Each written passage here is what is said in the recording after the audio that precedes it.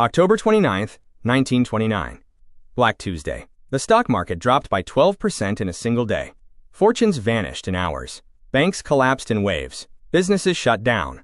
By 1933, 25% Americans had no job. Red lines stretched for blocks. Families who once owned homes were now living in cardboard shacks and Hoovervilles. What am I supposed to tell the kids? That's okay, Jeff. Tell them we'll figure it out. We always do. They didn't figure it out.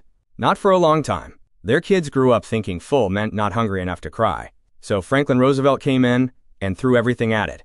Public works, relief programs, new agencies, big government on a scale America had never really seen before. The New Deal put millions back to work building bridges, dams, and highways. And to be fair, it helped. But it did not finish the job. 10 years after the crash, in 1939, unemployment was still hanging around 15%. Yet suddenly, we interrupt this broadcast. The Japanese have attacked Pearl Harbor. The United States is at war. And overnight, everything changed. Factories that had been gathering dust roared back to life. But now, they were building tanks instead of tractors. 17 million new jobs appeared. Ford's assembly lines started rolling out bombers instead of cars. Defense spending rocketed from 1.4% of GDP to over 37%. Unemployment dropped below 2%. Jeff got called to the Cleveland tank plant. For the first time in years, his family had a steady paycheck. And just like that, on paper, America looked incredible. So later Keynesian economists took one look at this and said, of course, when people stop spending, the government spends for them. World War II proved it. Case closed. Right? Wrong. GDP was booming. Yet people were starving? Let's test this so-called wartime prosperity. It's 1944. Jeff's family sits around their kitchen table.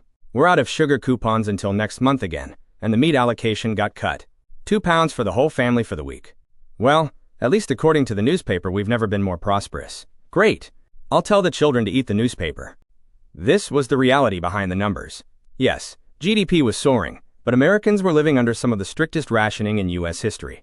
Gasoline, meat, sugar, coffee, cheese, even shoes were rationed. Car production had been banned since 1942. By 1944, almost everything was controlled except eggs and dairy. Americans were saving over 25% of their income, not because they'd all suddenly become financially responsible, but because there was basically nothing to buy. That's the trick. The wartime boom was a statistical illusion. GDP goes up the same $10 million, whether a family builds a house or the government builds a bomb and drops it into the sea. Same number, very different outcome for the family. Jeff was earning more money than ever, and his family was eating less than when he... In 1945, the guns go quiet. 10 million soldiers are about to flood the job market. Government spending is about to drop over 60%. Holy crap, without government spending, we're looking at the greatest period of unemployment and industrial dislocation any economy has ever faced. That's a bold claim, Professor Samuelson. I will literally win the Nobel Prize. Write it down. I resonate with you, Professor. I'm predicting an epidemic of violence. And you are also a future Nobel laureate. You're welcome. Gentlemen, I am President Truman, and I also say mass unemployment is obvious. It's coming. So everyone agrees. Without government spending, America collapses. They were completely wrong. Bomb factories became appliance factories. Car plants switched from tanks to Chevrolets. Shipyards pivoted from destroyers to fishing vessels. Over 20 million people were released from war-related work.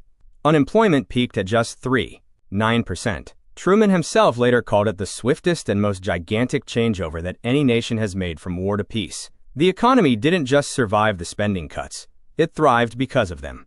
Resources locked inside the war machine flowed back into making things people actually wanted. The Keynesian prediction was tested in real time. It failed, but nobody updated the textbooks. So if the war didn't fix the economy, what did?